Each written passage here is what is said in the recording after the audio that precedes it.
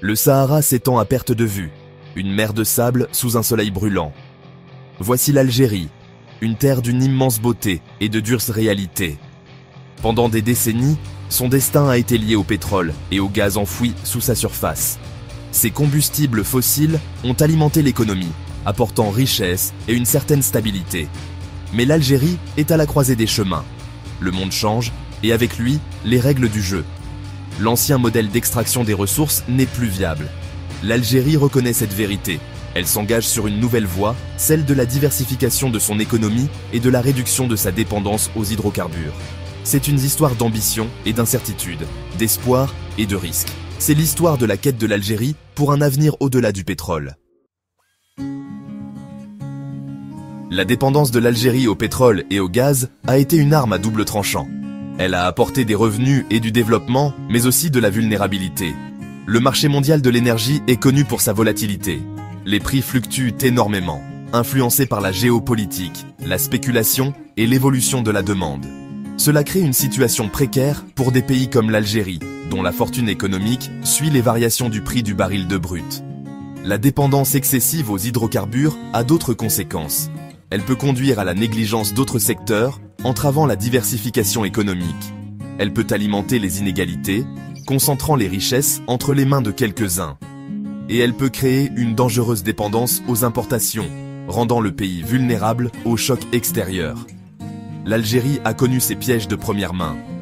L'effondrement des prix du pétrole ces dernières années a provoqué une onde de choc dans l'économie, exposant les dangers de mettre tous ses œufs dans le même panier.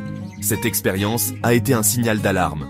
Elle a souligné le besoin urgent de changement, d'un modèle économique plus résilient et durable.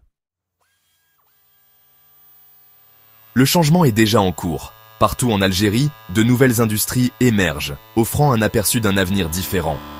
Le secteur automobile prend de l'ampleur, avec des constructeurs internationaux qui installent des usines d'assemblage et des entreprises locales qui produisent des composants. Cette industrie florissante est porteuse d'emplois, de transfert de technologies et d'augmentation des exportations. L'agriculture, pilier des communautés rurales, est également en pleine transformation. Des efforts de modernisation sont en cours, introduisant de nouvelles technologies et techniques pour stimuler la productivité et améliorer les rendements. L'objectif est de renforcer la sécurité alimentaire, de réduire la dépendance aux importations et de créer de nouvelles opportunités pour les agriculteurs. Au-delà du pétrole et du gaz, l'Algérie est riche en autres ressources minérales. Le secteur minier est revitalisé en se concentrant sur l'extraction et la transformation de minerais comme le minerai de fer, le phosphate et l'or. Ces ressources ont le potentiel de générer d'importants revenus d'exportation et d'attirer les investissements étrangers. Section 4. L'automobile. Une route vers la prospérité ou la pollution. La volonté de construire une industrie automobile nationale est un pari. D'une part, cela pourrait libérer l'Algérie de la volatilité du marché mondial de l'énergie. Chaque dinar gagné grâce à l'exportation de voitures est un dinar qui n'est pas soumis aux caprices de l'OPEP. D'autre part, le coût environnemental pourrait être immense. Construire des voitures signifie plus de production d'acier, plus d'exploitation minière et plus de pollution atmosphérique dans une région qui lutte déjà contre les effets du changement climatique. Et que se passera-t-il lorsque tous les habitants d'Alger pourront s'offrir une voiture ?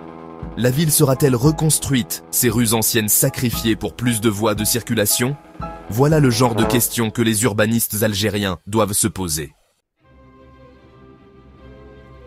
Section 5. La soif de progrès. Stress hydrique et spectre de l'épuisement. L'eau, c'est la vie, surtout dans un pays aussi aride que l'Algérie. Pourtant, cette précieuse ressource est soumise à une pression croissante. La croissance démographique, l'urbanisation et l'expansion agricole exercent toutes une forte pression sur les réserves d'eau. Le changement climatique aggrave la situation, entraînant des sécheresses plus fréquentes et des précipitations imprévisibles. Déjà, de nombreuses régions d'Algérie sont confrontées au stress hydrique.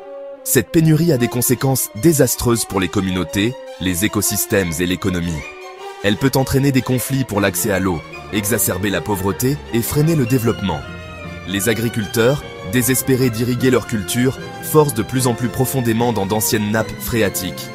Ces réserves, constituées au fil des millénaires, s'épuisent à un rythme alarmant. Section 6. L'équilibre. L'Algérie peut-elle croître sans sacrifier son environnement? Le défi auquel l'Algérie est confrontée est clair. Pour parvenir à une prospérité durable et à la stabilité sociale, elle doit trouver un moyen de concilier croissance économique et protection de l'environnement. Ce n'est pas un choix, mais une nécessité. Ignorer les conséquences environnementales du développement ne fera qu'engendrer de plus grands problèmes à l'avenir.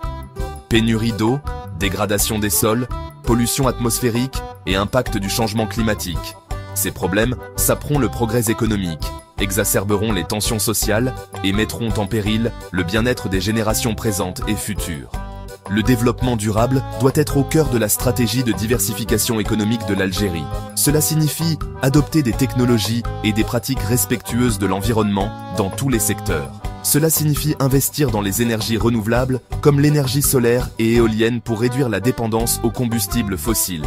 Cela signifie promouvoir les mesures de conservation et d'efficacité de l'eau pour lutter contre la pénurie d'eau. Et cela signifie protéger les forêts et les autres écosystèmes naturels qui fournissent des services essentiels et soutiennent la biodiversité.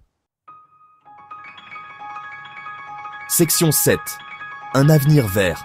Le pouvoir des énergies renouvelables et de l'action citoyenne. La transition vers un modèle plus durable ne sera pas facile. Elle nécessitera un changement fondamental de mentalité et d'action. Elle exigera une volonté politique forte, des politiques innovantes et l'engagement de tous les segments de la société. La société civile a un rôle crucial à jouer dans cette transformation. Les groupes de citoyens, les ONG et les organisations communautaires peuvent sensibiliser aux questions environnementales, plaider en faveur de politiques durables et tenir le gouvernement responsable de ses actions. Ils peuvent également jouer un rôle essentiel dans la mobilisation des communautés, la promotion de l'éducation environnementale et la mise en œuvre de solutions locales. Les jeunes d'Algérie, en particulier, ont un intérêt dans l'avenir. Ce sont eux qui hériteront des conséquences des choix faits aujourd'hui. Leur énergie, leur créativité et leur engagement en faveur du développement durable seront essentiels pour façonner un avenir où la croissance économique et la protection de l'environnement vont de pair.